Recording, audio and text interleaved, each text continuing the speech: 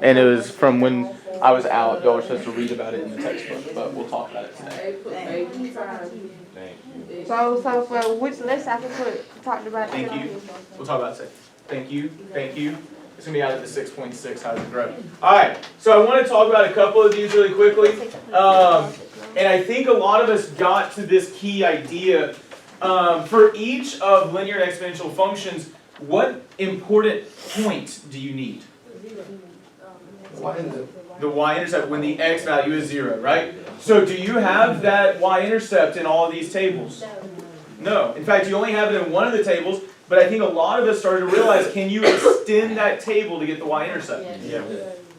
A lot of students, or some students initially, when they looked at number 12, they're like, okay, so I've got to figure out, so I think we all recognize -7. Is that right? Yeah.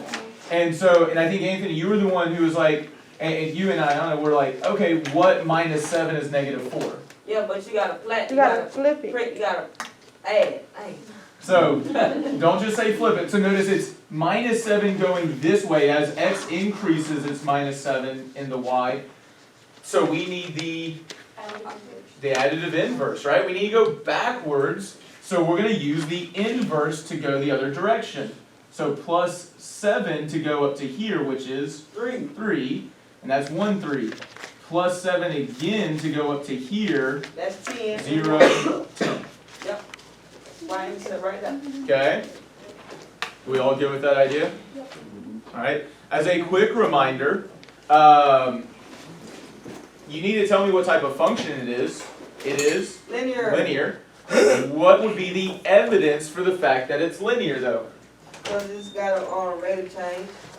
Every function has a rate of change. Okay, Rate of change is a constant rate of change is 7. It's not constant, not just constant. But it's additive. There we go. Remember, because this function has a constant rate of change as well, but it was constantly multiplicative rate of change. Constant multiplicative. So you got to distinguish versus constant additive versus constant multiplicative, right? So remember, I've got to claim linear, and I've got to use the information here to justify, because there is a constant additive rate of change. And a lot of us who had higher scores on the understanding check got a very key question after this. What was the question I asked after you made that statement? Somebody on the understanding check. What, like? Huh?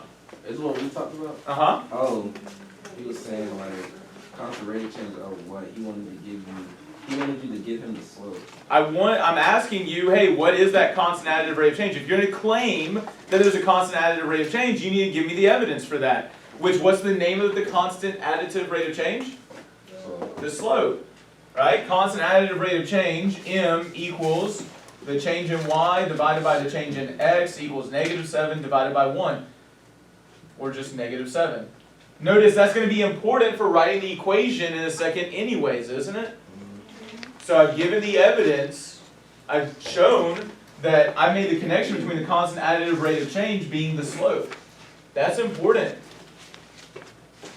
And so because it's linear, and I will point out, you don't always have to write everything out. You can use symbols to indicate connections of ideas. Note, I'm saying linear, so what's the equation I'm using? Y equals mh plus b. Notice I even already have m. What's the only thing I need now? The y-intercept. The y-intercept. And the y-intercept is? 10. Nope. 0, 10. Thank you. Remember, the y-intercept is a point. We do just need the b value though, right? So, I now have very clear evidence. M is -7, x plus 10. Can you do number 14, Mr. King? Number 4? Or, no. 14. No. I mean, I could, but time, and I would rather do 15. I can tell you what the equation is really quickly. Yeah, tell me what the equation is. Where you get -6 from? I need that y-intercept, don't I? Sure do. Okay. But number 15 is the one I want to look at because this is the one where I know that students are going to make the most mistakes. This is what I consistently see. That's wrong, you gotta go 1 down. half. Okay, so remember, what you're saying right now is 81 times 3 is 27. Now, you could do times 3 to go backwards, but remember, we don't want to go backwards when writing the equation. So what's happening to go in this direction? 1 Divide. half. No, multiplying by 1/3. Ah, remember, you want a constant multiplicative rate of change. You want to know what you're multiplying by, which is this the same thing as dividing by 3? Yes, sir, that is. Because that is the multiplicative what? Inverse. Inverse, right? All these ideas connect. They're not random, they're not disjointed, they are connecting ideas, disjointed meaning they don't connect at all. Right, so the multiplicative inverse, I'm going backwards from times 3, so I need the reciprocal times 1/3. Right? We were subtracting 7, the additive inverse is adding 7. They all connect. So times 1/3, times 1/3. Alright, so y equals 3 times 1/3 to the x, correct? First off, I didn't justify it, I know. But I want you to look at that equation. Is that equation correct? No, Why not? because you're missing the, y-intercept. Don't forget. Go back to the basics. There's a reason why I don't want you to just write an equation. First off, we want to say that this function is exponential. That's a claim. I'm not going to write the evidence, but you do want to write the evidence. Exponential because, okay, don't forget, let's try to not say it, but the function has a constant multiplicative rate of change by 1/3, right?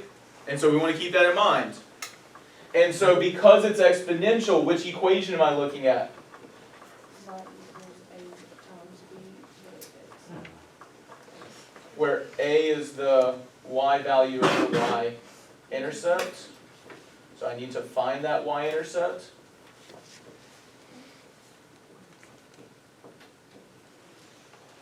That should be the equation you got.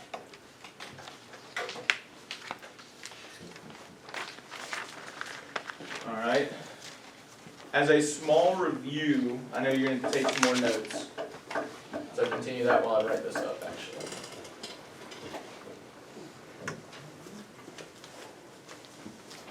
Mr. Kim, it like some days it can be easy, and then some class it class be hard. We just have to learn it a little bit better, and then it always becomes easy. It takes time to learn, though. And that's one thing I do want to remind y'all. A lot of people want things to come easily, and that'd be nice, but learning's hard. It was hard for me when I first learned these concepts. I've just studied them for a long time to really hone in my understanding. It's taken me a long time to really understand how to justify, right? But I continue to work at it and improve. You see a very polished version of my teaching and my understanding. It took me a long time to get here. I'm 30 years old. I've been studying these ideas since I was 14. You Long studied time. this at 14? Yeah, this is a lot of Algebra 1. Oh no, Algebra 1 I did in 6th grade, 7th grade, 7th grade. So I guess I was 12. Yeah. So it's been a long time though. Alright, so I want to remind you, this is the equation most of us are used to for linear, but what's another way to write a linear function? Y equals a plus b x. So this is an important idea to keep in mind. Remember, we start at A, at that y-intercept. And what's repeatedly happening to A? Added, right? And this multiplication here is repeated, Multiplication. no, repeated addition. That's why we multiply, because there's repeated addition. If you can keep that in mind, the exponential equation becomes much easier because we still start at A, the y value, the y-intercept, and then what's repeatedly happening to A? B is being multiplied. You're multiplying by B, but how do I show them repeatedly multiplying by B? X. Raised to the x.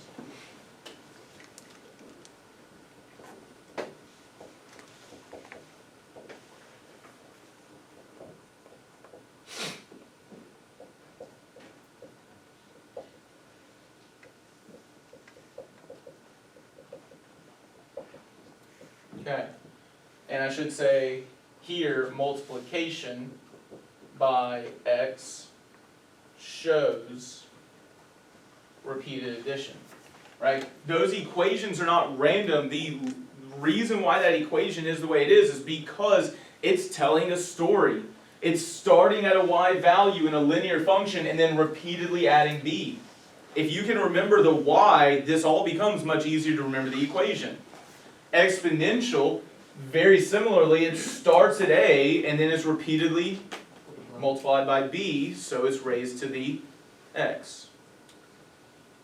The linear and exponential tell a very clear story. That's what we want to look at.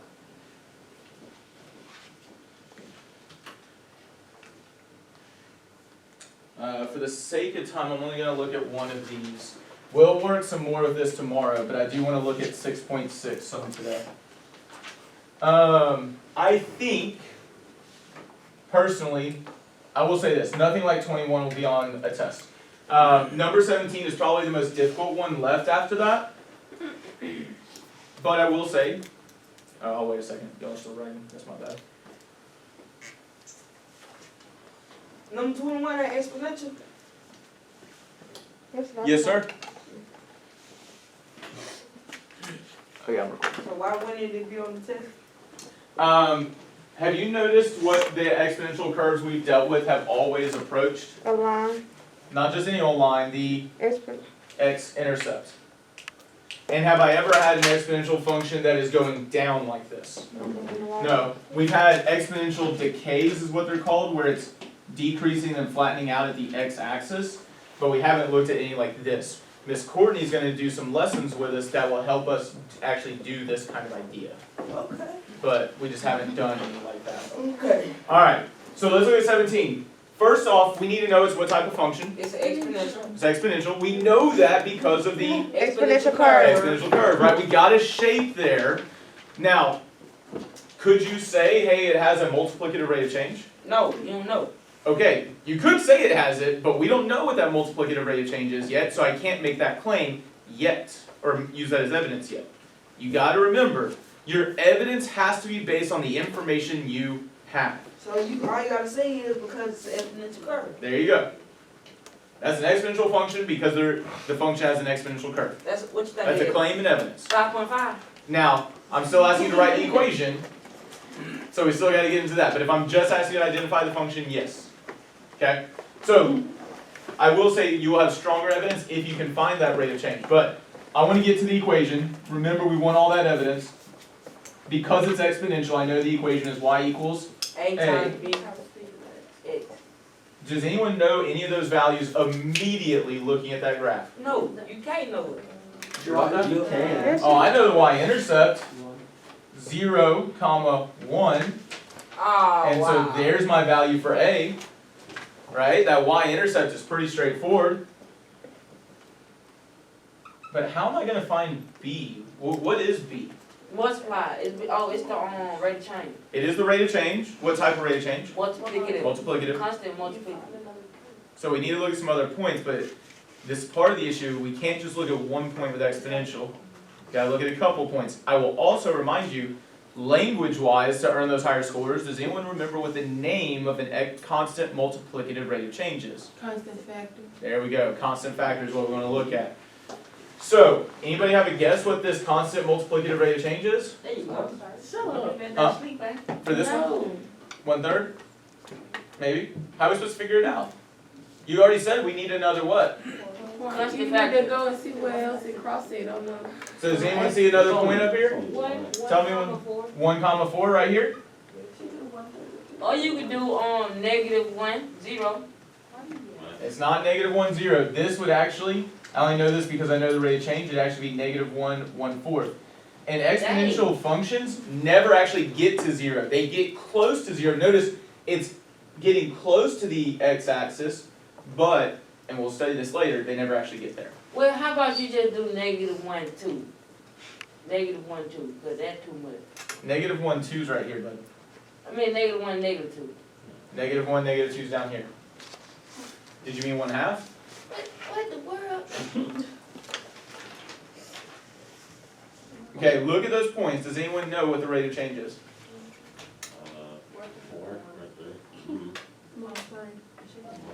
remember, we're multiplying, right? Oh, And this is what you gotta keep in mind, because a lot of students are gonna try to do slope here. You can't do slope with an exponential function.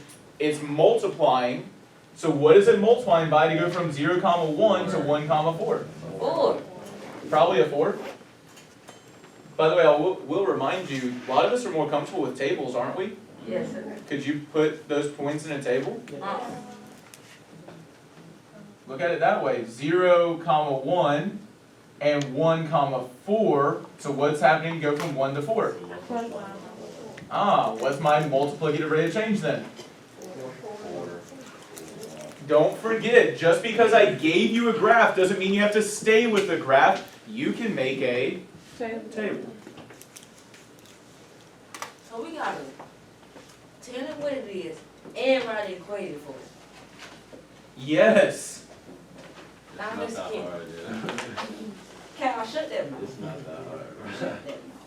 Remember, the whole thing is I'm trying to get you to learn how to write the equations, and what's the first part of writing an equation? You gotta know the type of, they go all together. Okay, What time is it? not time to leave, we got 15 minutes. Yeah, leave. Yeah, lead, 6.6, how does it grow? Get it out.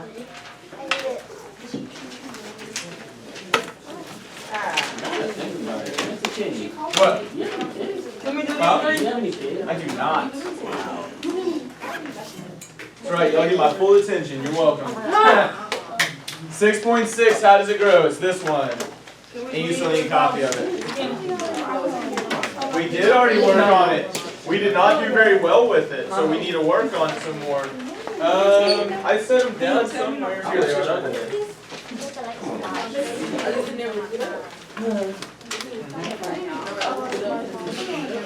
Actually, no, I don't need this. Who else needs a copy? Can you make sure you talk about, Miss Courtney, can you go make some extra copies of this? can you make sure you talk about relations? That's literally what I'm about to do. I look Hey, at I got my brains That's part of the reason why we're also going over this. Like how many? halfway. Let's say 8 for now. Alright, grab a seat, Anthony. We got stuff to learn. Alright, couple of quick things. I can translate functions into a mathematical representation that is not given. So if you're given words or a verbal representation, did you give them back to me? Yep, there you go. If you're given a verbal representation, what's another representation you could create? A table or a graph, or what are we really trying to work towards? Equations, the algebraic representations. Literally, this class is called Algebra 2. So we're working towards those algebraic representations. We also want to differentiate, meaning differentiate. Tell the difference between, which part of that's explaining. Tell the difference between linear, exponential, and quadratic functions, and writing those equations. So, I do want to point out, this was on the graphic organizer, this definition is in the book. The very first thing is identify whether or not the relation is a function. And so let's go over that definition really quickly and an explanation. I'll show you a counterexample so that you can understand it a little bit better. Here is what a relation is. Get ready. This is a really, really tough definition. A relation is a relationship between one another. between inputs and outputs. And one thing I will point out, the set of all inputs is known as the domain, and outputs, which is the range. Okay? That's a relation. A function, I'll wait till you can write that down, because you should write that down somewhere. Yes, ma'am. Hey, don't be laughing at, oh my God. You just laughed. I can only laugh at it.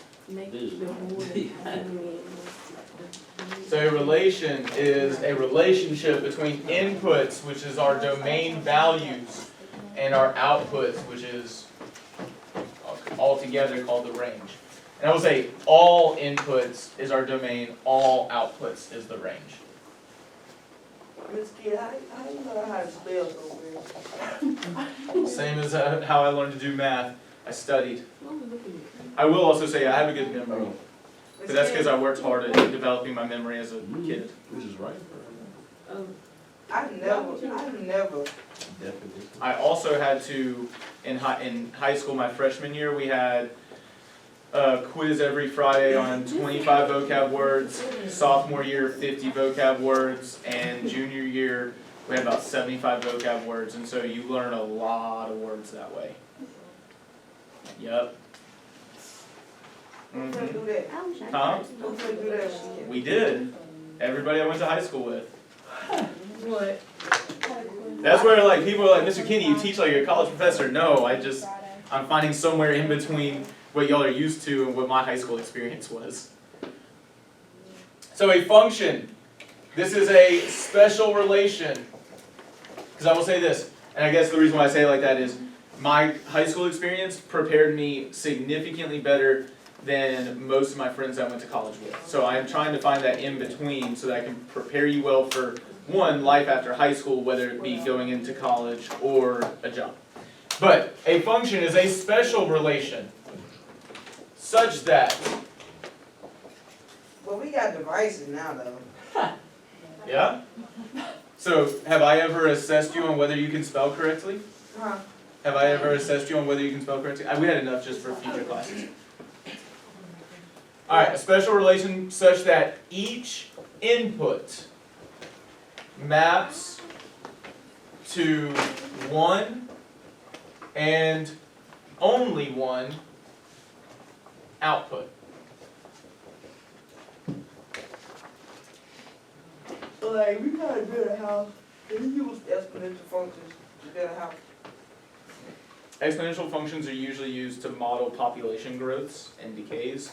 You also use exponential decays to model radioactive decay, so like that's how they determine how old fossils and rocks and things like that are. So when you use an exponential and you try to turn the rock, don't they use calculators? Yes, Alright. but they also have to understand the models as well. So I want to point this out, right? This is number 2. First off, we should know what type of function is this. It's a exponential. Quadratic, right? It's got that parabola curve. That parabola is a exponential curve, or quadratic curve. Now, I want you to notice, look at those two definitions. It got a maximum point. But before we get there, is it a relation? Is there some relationship between inputs and outputs? Yes. Yes. Now look at the definition for function, because a function is just a special relation. The input of -1, it has this point here, so how many outputs does it have? What? It only has 1. This input of 0 has a point right here, and so it only has how many outputs? 0. 1. It still has an output. Remember, if I put in a 0, I am getting out a 5. Right? I mean, right? So, is there anywhere on this graph, does anyone see anywhere where one input has 2 outputs? No. So like, Like a number? yeah, so if there's an Like input, One. huh? Well, so if you look here at 1, how many outputs does it have? Notice an input of 1 only has the output of 4. So does each input map to 1 and only 1 output? This is called a function by that definition. Right? Satisfies definition. Mr. Kenny, Yes, sir. is there a term where like that doesn't apply? What do you mean? Like it could have more than one? Yeah, a relation. Oh. So I'm going to contrast this with number 5. Wait, so it's not on the So it's only, because remember, it's only each input maps to 1 and only 1 output. That's all that matters. So you can, yeah, X. Yeah. Input is X, output is Y. So I want you to look at this contrasting graph. The input of 3 has what output? 4. 4, right? So that's 3, 4. But look right here. There's lots of different ones I could point out, but here's an input of 7. That input of 7 has an output of 2. But that input of 7 also has an output of 6. so that one input has how many outputs? 2. So does each input map to 1 and only one output? No. So it's not a function. Is it still a relation? Yes, sir. Yes. Right? And so you can note there are multiple, in fact infinitely many inputs that map to 2 outputs. So that's what we want to notice. I'll go ahead and tell you there's not many relations. In fact, I think this is the only relation on here. We'll discover and develop our understanding of relations a little bit more. So relation, you don't have to have this detail of infinitely many, but there are many inputs that have how many outputs? 2. 2. Nothing maps to more than 2, but there's infinitely many inputs that map to 2 outputs. Okay? One more time now. Almost. How many more minutes? Just 4 more. I can't tell that clock. It is. Oh, you know how to read a traditional clock? No, bro. Okay, I want you to stay for just a couple minutes after class ends so we can talk through this. I know You gotta know how how to to do read it. a I just clock. don't want to do it. Oh. Yeah, It it's take- it 9:20. take- Wait, that's, Remember, every number is It's 5 minutes. 9:25. it's 9:26. Just past 9:25, so 9:26. 5 is 25. Okay, No, I'd 9:26. rather have it know. It's almost 9:27. Okay. It's off by minutes, so, okay. So, can I grab everyone's attention, okay? So, we're going to end in just a second, but I do want to look at number 1 because I glanced at everyone's number 1, at least, and we were kind of all over the place on number 1. First off, does anyone know what type of function This is a quadratic. number 1 is? It's linear. What's your evidence for the fact that it's linear? Is what? Constantly adding 35 every hour? Oh, yeah. So if it's constant additive rate of change, it's linear, okay? Now, my point that I was going to make here is there another representation that we could have created to help us identify what type of function this is? Table. So notice we have, and I would probably even use different variables. We have our hours and we have our money. 0 hours in, how much you paying? 55. 55. 1 hour in, you have to pay an extra 35. 35. Notice how I said an extra 35. You're not just paying 35, you're paying 35 more, so you're up to $90. I already did it. 125, 125, 160, 160. 195. Okay, now I'm going to stop here. But we can see very clearly that now this is a linear function, right? So you'd want to identify that and get your evidence for it. What's the type of growth? 35. Add a third. Oh, The type of, so constant additive rate of change by 35. And it says create one more representation. We did that, but remember, I want you to get practice with creating what types of representations? Algebraic. You may need to make a table to get to the algebraic, but we need to practice algebraic. Tomorrow, we're going to take about the first 20 or 30 minutes to review solving equations, and then after that, we're going to continue working with this 6.6. How does it grow for the rest of the time, probably? So be prepared, because when is your test? Monday. Everything within this unit, all 4 understanding checks, the graphic organizers, it's fair game. Anything out of the book. So, here's the plan for tomorrow. We actively worked more than enough, I think, to have our test on Monday. It will not be tomorrow, so remember that was kind of the deal. But a lot of us are having missing homework.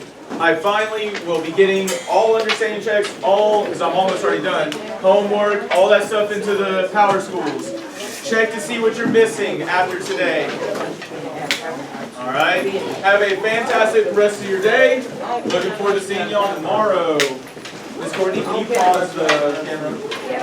You want me to like say something? Yeah.